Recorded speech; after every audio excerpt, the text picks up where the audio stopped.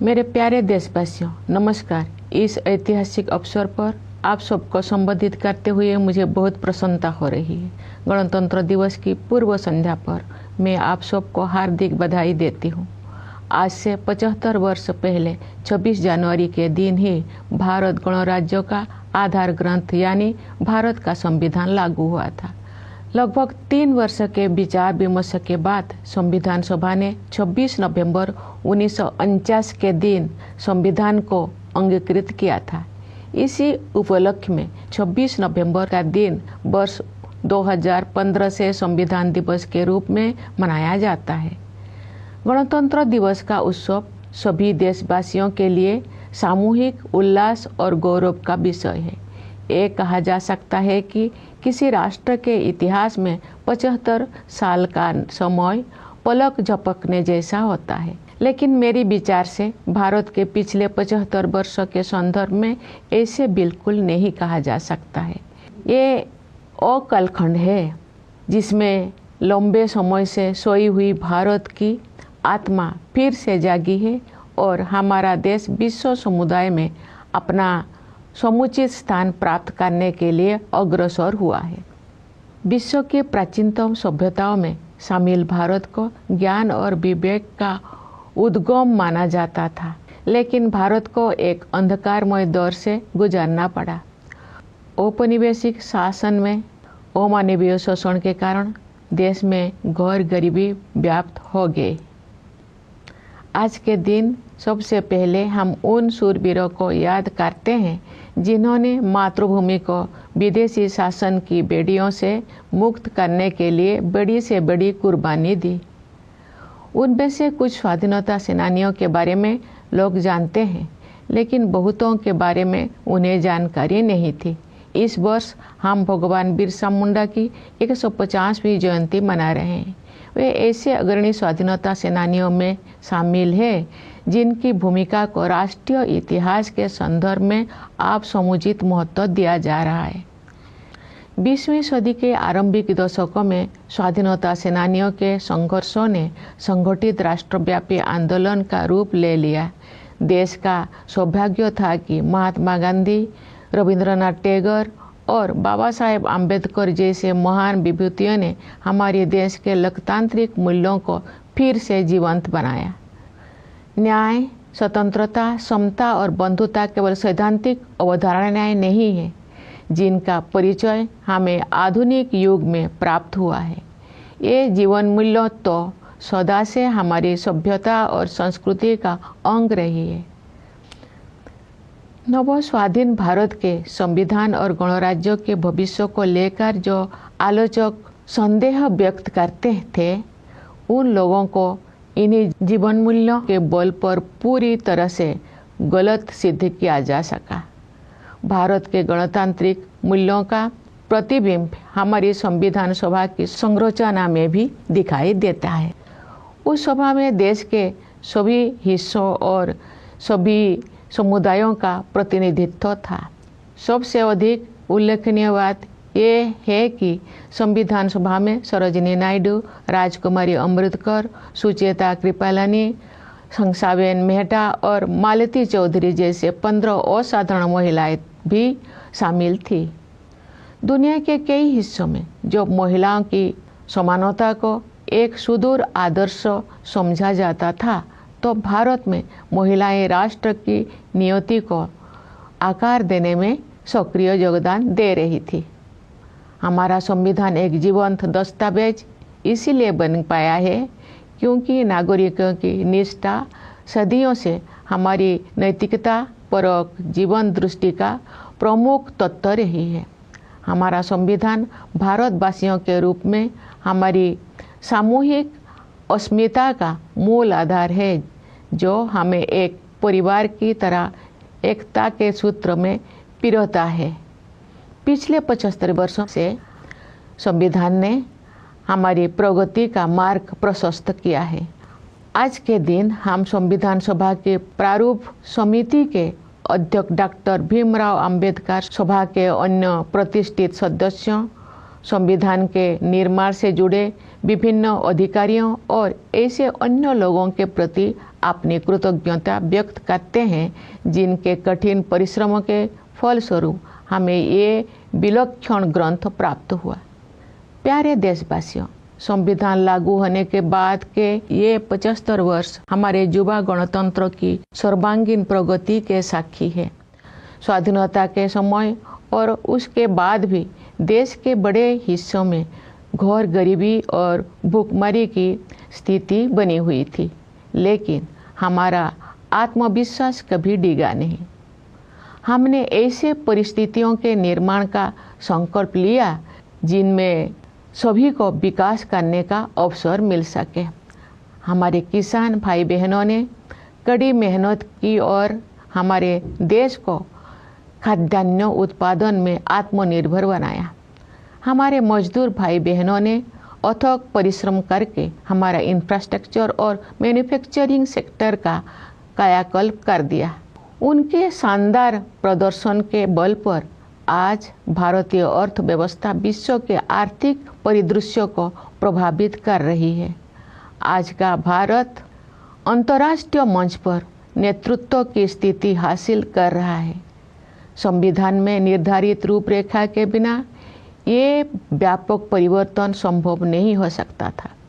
हाल के वर्षों में आर्थिक विकास की दर लगातार ऊंची रही है, जिससे हमारी युवाओं के लिए रोजगार के अवसर पैदा हुई है। किसानों और मजदूरों के हाथों में अधिक पैसा आया है तथा बड़ी संख्या में लोगों को गरीबी से बाहर निकाला गया है। साहसिक और दूरदर्शी आर्थिक सुधारों के बल पर आने वाले वर्षों में प्रगति की ये रफ्तार बनी रहेगी। समावेशी विकास हमारी प्रगति की आधारशिला है, जिससे विकास का लाभ व्यापक स्तर पर अधिक से अधिक देशवासियों तक पहुंचता है। सरकार द्वारा वित्तीय समावेशन को सर्वोच्च प्राथमिकता दी जा रही है। इसलिए प्रधानमंत्री जन धन योजना, प्रधानमंत्री जीवन ज्योति बीमा योजना, प्रधानमंत्री सुरक्षा बीमा योजना, मुद्रा योजना, स्टैंड अप इंडिया और अटल पेंशन योजना जैसी वित्तीय समर्थन योजनाओं का विस्तार किया गया है, ताकि अधिक से अधिक लोगों तक विभिन्न प्रकार की वित्तीय सहायता पहुंचाए जा सके। ये भी एक बहुत महत्वपूर्ण बदलाव है कि सरकार ने जन कल्याण को नई परिभाषा दी है, जिसके अनुसार आवास और पेयजल जैसी बुनियादी जरूरतों को अधिकार माना गया है। वंचित वर्गों के लिए, विशेष रूप से अनुसूचित जातियों, अनुसूचित जनजातियों तथा अन्य पिछड़े वर्गों की सहायता के लिए सभी प्रयास किए जा रहे हैं। अनुसूचित जातियों के युवाओं के लिए प्री मैट्रिक और पोस्ट मैट्रिक छात्रवृत्तियाँ, राष्ट्रीय फेलोशिप, विदेशी छात्रवृत्तियाँ, छात्रावास और कोचिंग सुविधाएं दी जा रही है। प्रधानमंत्री अनुसूचित जाति अभ्युदय योजना द्वारा रोजगार और आमदनी के अवसर उत्पन्न करके अनुसूचित जातियों के लोगों की गरीबी को तेजी से कम किया जा रहा है। अनुसूचित जनजाति समुदायों के सामाजिक एवं आर्थिक विकास के लिए विशेष योजनाएं बनाई गई है, जिनमें धरती आबा जनजातीय ग्राम उत्कर्ष अभियान और प्रधानमंत्री जनजातीय आदिवासी न्याय महाअभियान PM जनमन शामिल है। विमुक्त, घुमंतु और अर्ध घुमंतु समुदाय के लिए विकास एवं कल्याण बोर्ड का गठन किया गया है। पिछले एक दशक में सड़कों और रेल मार्ग, बंदरगाह और लॉजिस्टिक हब्स सहित फिजिकल इंफ्रास्ट्रक्चर के विकास पर बल दिया गया है। इससे एक ऐसा मजबूत आधार विकसित हो गया है जो आने वाले दशकों में विकास को संबल प्रदान करेगा। सरकार ने वित्त के क्षेत्र में जिस तरह से प्रौद्योगिकी का उपयोग किया है, वो एक मिसाल है। डिजिटल भुगतान को विभिन्न विकल्पों के साथ साथ प्रत्यक्ष लाभ हस्तांतरण की प्रणाली ने समावेशन को बढ़ावा दिया है, जिससे बड़ी संख्या में लोगों को फॉर्मल सिस्टम में शामिल किया जा सका है। इसके कारण सिस्टम में अभूतपूर्व पारदर्शिता भी आई है। इस प्रक्रिया में कुछ वर्षों के दौरान ही हमने एक ऐसा मजबूत डिजिटल पब्लिक इंफ्रास्ट्रक्चर विकसित कर लिया है जो विश्व की श्रेष्ठतम संरचनाओं में से एक है। इंसॉल्वेंसी एंड बैंकरप्सी कोड जैसा साहसिक उपायों के परिणाम स्वरूप बैंकिंग व्यवस्था अब अच्छी स्थिति में आ गई है। इससे शेड्यूल्ड कमर्शियल बैंकों की नॉन परफॉर्मिंग एसेट्स में काफ़ी कमी आई है।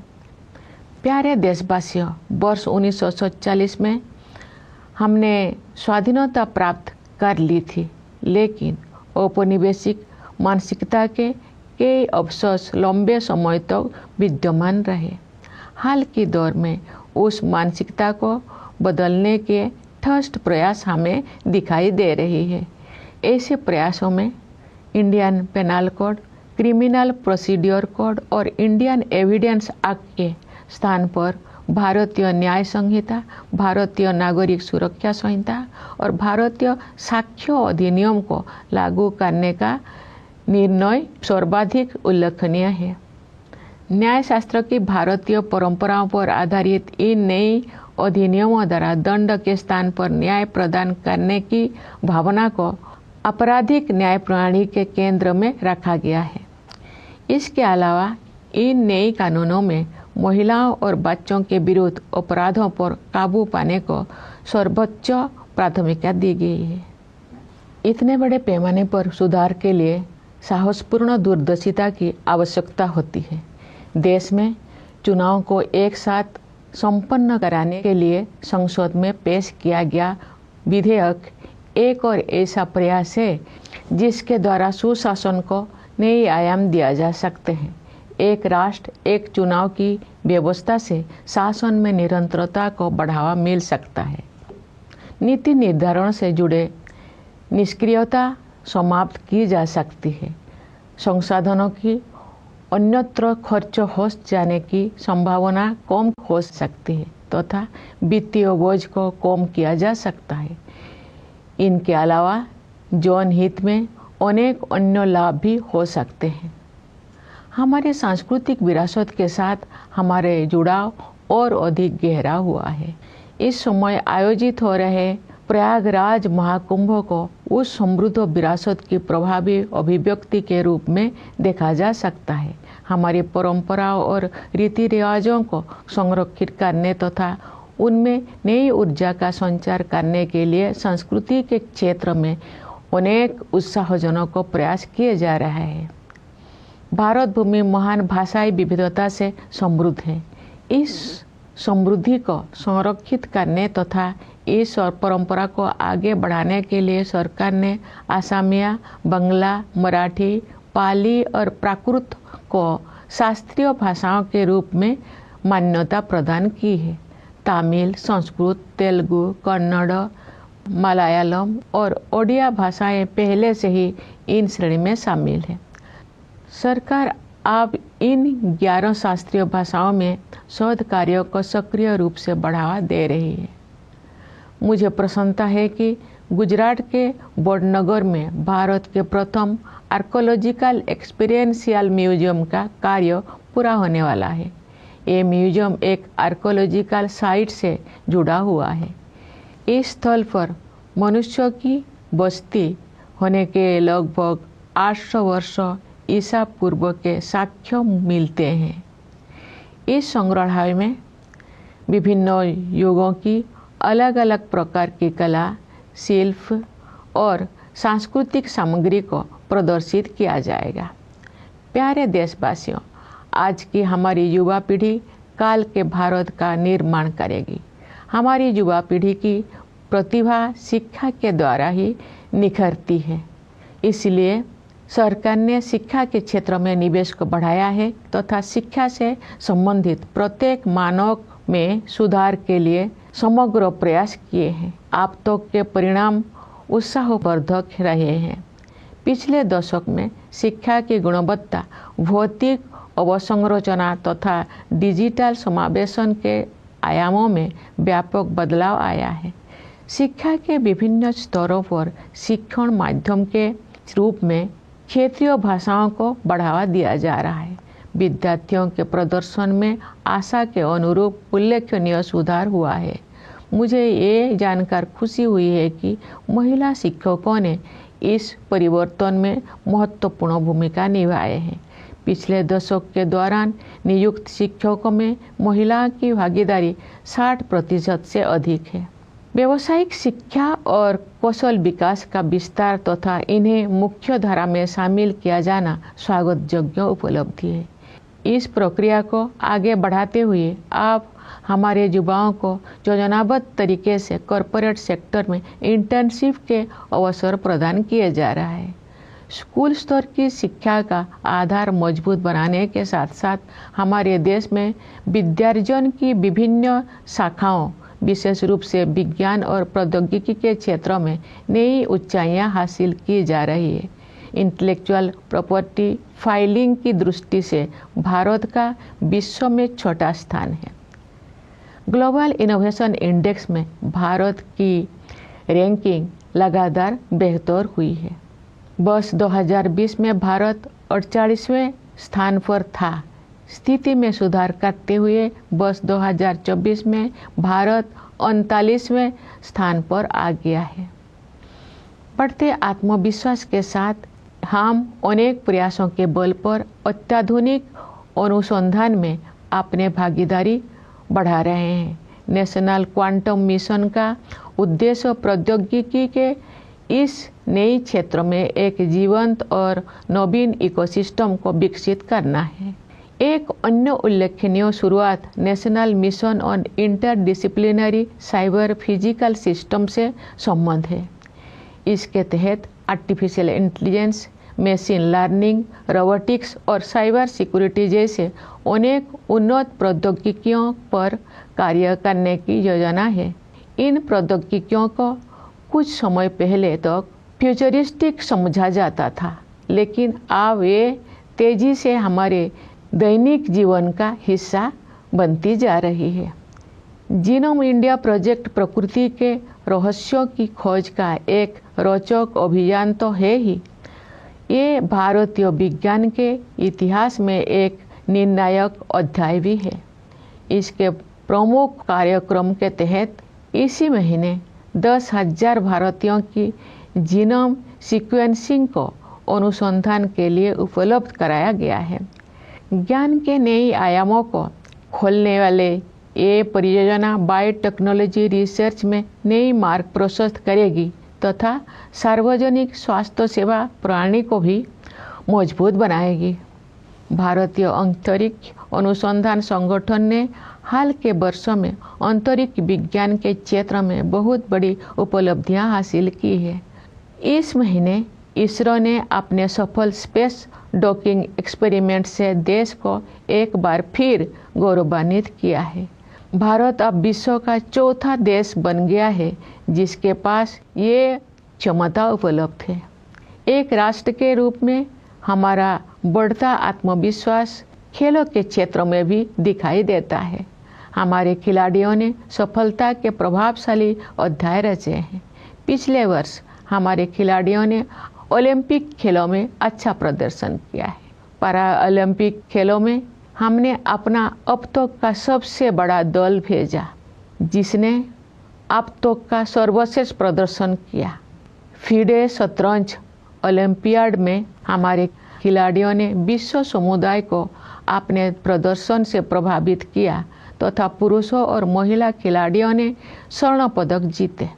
वर्ष 2024 में डी गुकेश ने अब तक का सबसे कम उम्र का विश्व चैंपियन बनकर इतिहास रच दिया। देश भर में जमीनी स्तर पर प्रशिक्षण सुविधाओं में बहुत सुधार हुआ है और इसके बल पर हमारे खिलाड़ियों ने विजयी होकर हमें गौरवान्वित किया है। साथ ही उन्होंने अगले पीढ़ी को और भी ऊंचे लक्ष्य प्राप्त करने के लिए प्रेरित किया है। विदेशों में रहने वाले हमारे भाई बहनों ने हमारी संस्कृति और सभ्यता के सबसे उज्जवल पक्षों को विश्व के विभिन्न हिस्सों में पहुंचाया है और अनेक क्षेत्रों में अपनी उपलब्धियों से हमें गौरवान्वित किया है। उन्होंने हमेशा स्वयं को भारत की गौरव गाथा से जोड़े रखा है। जैसा कि मैंने इसी महीने प्रवासी भारतीय दिवस के अवसर पर कहा था, वर्ष 2047 तक विकसित भारत के निर्माण में प्रवासी भारतीयों की सक्रिय और उत्साहपूर्ण भागीदारी पर मुझे पूरा भरोसा है। प्यारे देशवासियों, विभिन्न क्षेत्रों में महत्वपूर्ण और उल्लेखनीय प्रगति के बल पर हम अपना सिर ऊंचा करके भविष्य की ओर कदम बढ़ा रहे हैं। हमारे युवा, विशेषकर हमारी बेटियां, देश के उज्जवल भविष्य का निर्माण करेगी। जब हम अपनी स्वतंत्रता की शताब्दी मना रहे होंगे, तब के भारत का उज्जवल भविष्य हमारे युवाओं के सपनों में आकार ले रहा है।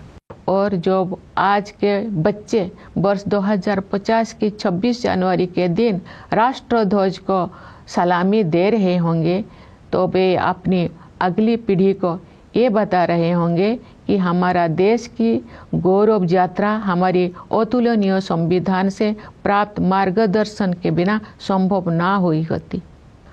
हमारी भावी पीढ़ियां विश्व पटल पर स्वाधीन भारत के आदर्शों को चरितार्थ करेंगी। मैं राष्ट्रपिता महात्मा गांधी के संदेश का उल्लेख करना चाहूँगी। बापू ने कहा था, यदि स्वराज का अभिप्राय हमें सभ्य बनाना और हमारी सभ्यता को शुद्ध और स्थायी बनाना नहीं है, तो इसकी कोई कीमत नहीं है। हमारी सभ्यता का सार ये है कि अपने सभी मामलों में, चाहे वे राजनीतिक हो या निजी, नैतिकता को सर्वोत्तम स्थान दिया जाए। आइए आज के दिन हम गांधी जी के सपनों को साकार करने के लिए अपनी प्रतिबद्धता को दोहराएं। सत्य और अहिंसा के उनके आदर्श विश्व समुदाय के लिए प्रासंगिक बने रहेंगे। उन्होंने हमें ये सीख भी दी थी कि अधिकार और कर्तव्य एक ही सिक्के के दो पहलू हैं। सच तो ये है कि कर्तव्य ही अधिकार का वास्तविक स्रोत है। सभी के प्रति करुणा के बारे में उनकी शिक्षा को भी हम याद करें। वे कहते थे कि हमें केवल मनुष्यों के प्रति ही नहीं, बल्कि अपने आसपास के पशु पक्षियों, पेड़ पौधों, नदियों और पहाड़ों के प्रति भी संवेदना का भाव रखना चाहिए। हम सभी का कर्तव्य है कि जलवायु परिवर्तन के वैश्विक संकट का सामना करने के प्रयासों में अपना योगदान अवश्य दें। इस संदर्भ में 2 अनुकरणीय प्रयास किए गए हैं। विश्व स्तर पर Bharat mission lifestyle for environment नामक एक जन आंदोलन का नेतृत्व कर रहा है। इसका उद्देश्य पर्यावरण के संरक्षण और संवर्धन में व्यक्तियों और समुदायों को अधिक सक्रिय होने के लिए प्रेरित करना है। पिछले वर्ष विश्व पर्यावरण दिवस के अवसर पर हमने अपनी मातृशक्ति के साथ साथ जीवनदायिनी प्रकृति की पोषण शक्ति के प्रति सम्मान व्यक्त करते हुए एक पेड़ माँ के नाम के संदेश के साथ एक अनूठा अभियान शुरू किया था।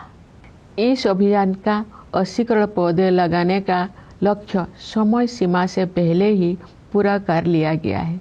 विश्व समुदाय ऐसे अभिनव प्रयासों से सीख ले सकते हैं। लोग ऐसे प्रयासों को स्वयं के आंदोलन के रूप में अपना सकते हैं।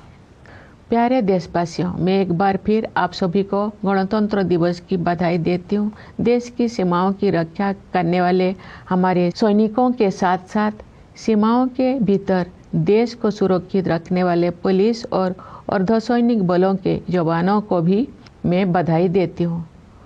न्यायपालिका, सिविल सेवाओं तथा विदेशों में हमारी मिशनों के सदस्यों को भी मेरी बधाई। मेरी शुभकामना है कि आप सब अपने प्रयासों में सफलता प्राप्त करें। धन्यवाद। जय हिंद, जय Bharat.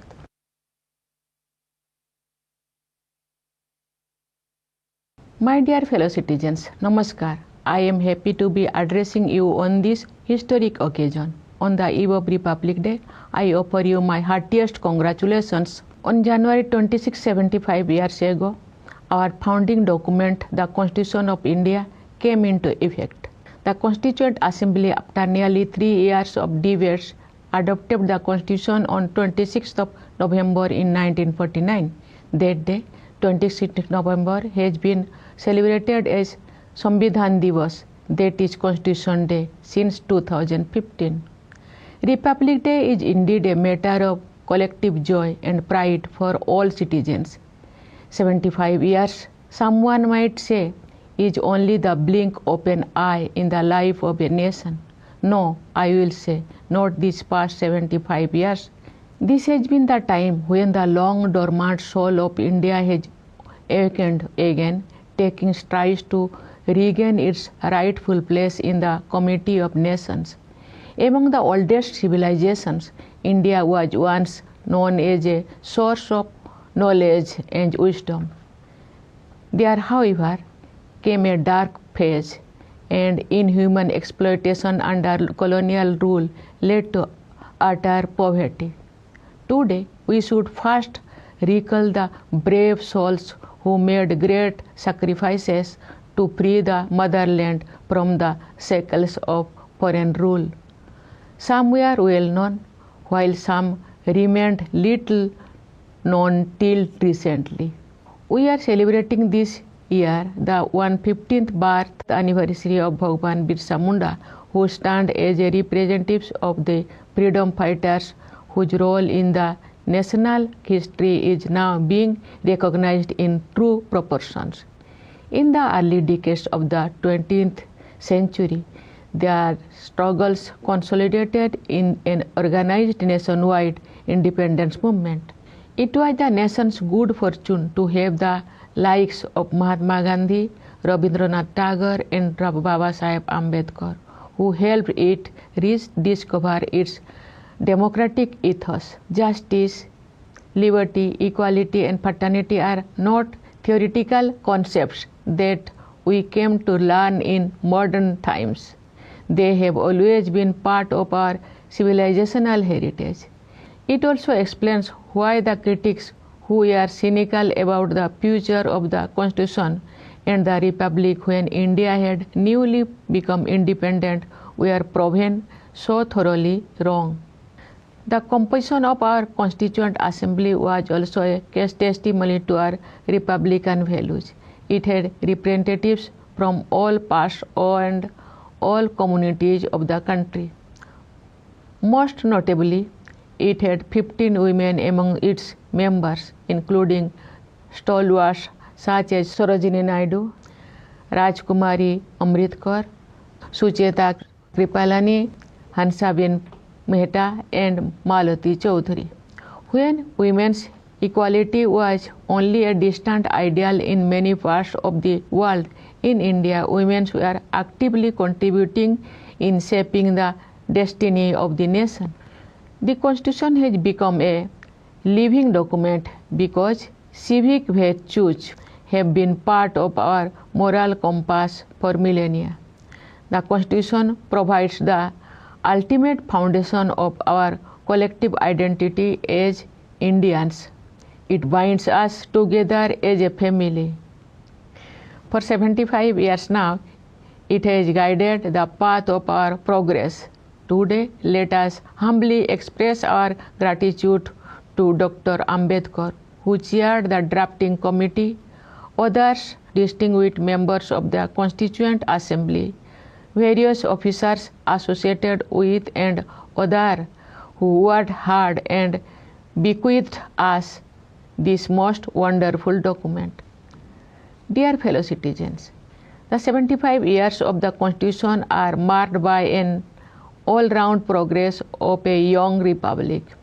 At the time of independence and even later, large parts of the country had faced extreme poverty and also hunger. But one thing we were not deprived of was our belief in ourselves. We sat down to create the right conditions in which everyone would have the opportunity to flourish. Our farmers toiled hard and made our country self-sufficient. In food production, our laborers worked relentlessly to transform our infrastructure and manufacturing sector. Thanks to their sterling efforts, India's economy today influences the global economic trends. Today, India is taking leadership positions in international forums. This transformation would not have been possible without the blueprint laid down by our Constitution. In recent years, the economic growth rate has remained persistently high, creating job opportunities for our youth, putting more money in the hands of farmers and laborers, and also lifting more people out of poverty.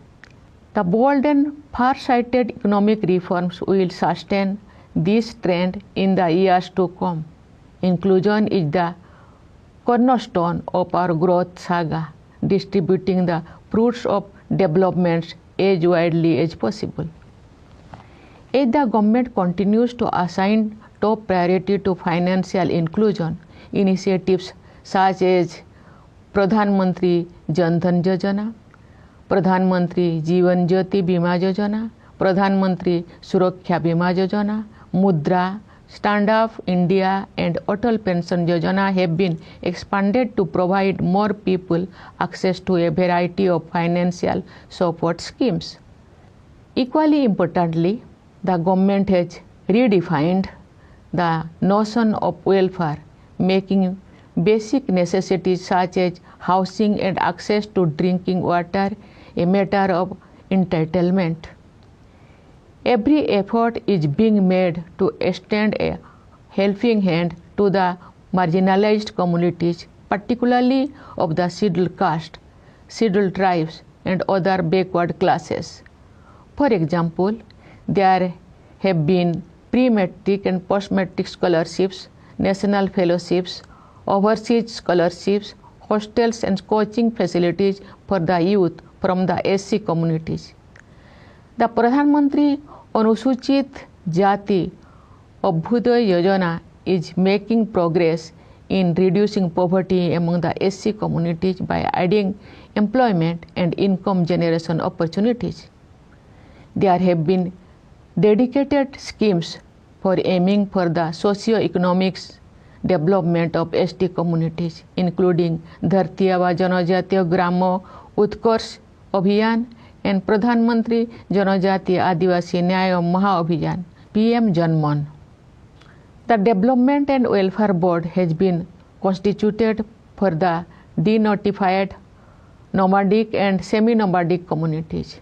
Meanwhile, the focus on physical infrastructure development, including roads and railways, ports and logistics hubs, over the past decade has created a platform that will support growth for decades to come. The way the government has used technology in the field of finance has been exemplary. A variety of digital payment options as well as the system of direct benefit transfer have promoted inclusion, bringing a significant number of people within the formal system. It has also brought unprecedented transparency in the system. In the progress, within a few years, we have created a robust digital public infrastructure that is among the best in the world. The banking system has been in a healthy condition after a series of bold measures such as the Insolvency and Bankruptcy Code, effecting a substantial reduction in the non-performing assets of scheduled commercial banks. Dear fellow citizens, we own freedom in 1947, but many relics of a colonial mindset persisted among us for long. Of late, we have been witnessing concerted efforts to change that mindset. Among the most noteworthy of such efforts was the decision to replace the Indian Penal Code, the Code of Criminal Procedure, and the Indian Evidence Act with the Bharatiya Nyaya Sanhita, the Bharatiya Nagarik Suraksha Sanhita, and the Bharatiya Sakshya Adhiniyam. Based also on Indian traditions of jurisprudence, the new criminal laws place the delivery of justice instead of punishment at the center of the criminal justice system. Moreover, the new laws grant top priority to countering crimes against women and children. Reforms of such magnitude requires an audacity of vision. Another measure that promises to redefine the terms of good governance is the bill introduced in Parliament to synchronize election schedules in the country. The One Nation, One Election plan can promote consistency in governance, prevent policy paralysis, mitigate resource diversion, and reduce the financial burden, apart from offering many other benefits. There has also been a fresh engagement with our civilizational heritage. The ongoing Mahakumbh can be seen as an expression of the richness of that heritage. An exciting array of initiatives is underway in the domain of culture to preserve and revitalize our traditions and customs. India is a hub of great linguistic diversity. In order to conserve as well as celebrate this richness, the government has recognized Assamese, Bengali, Marathi, Pali, and Prakrit as classical languages. This category already includes Tamil, Sanskrit, Telugu, Kannada, Malayalam, and Odia. The government is proactively promoting research in 11 classical languages now. I look forward to the completion of India's first archaeological experiential museum in Badnagar of Gujarat, being developed next to an excavation site that shows evidence of human settlement from around 800 BCE. The museum will bring together in one place a wide range of arts, crafts, and cultural elements from different eras.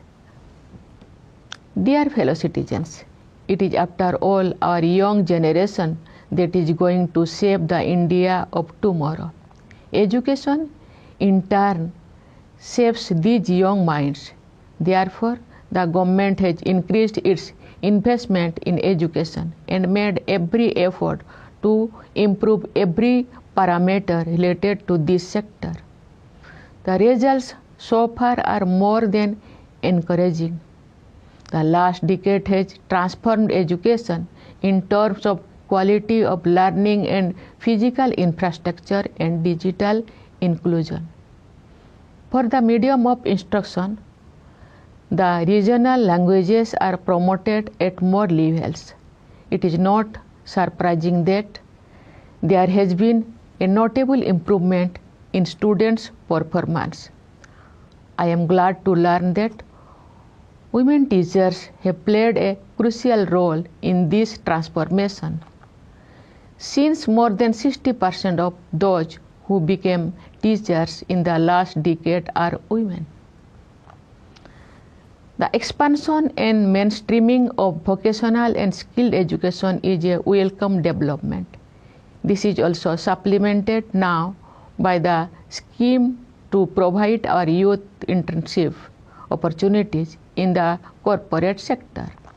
With a stronger foundation of the school level education, India has been scaling new heights in various branches of knowledge, particularly in science along with technology.